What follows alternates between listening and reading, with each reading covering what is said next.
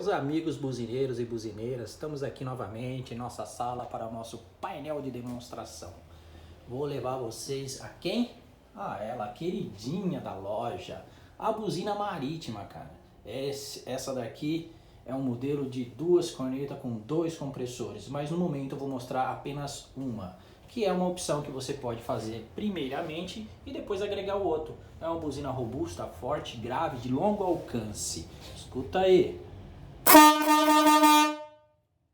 Tá aí, uma ótima opção para tirar aquele soneca da frente.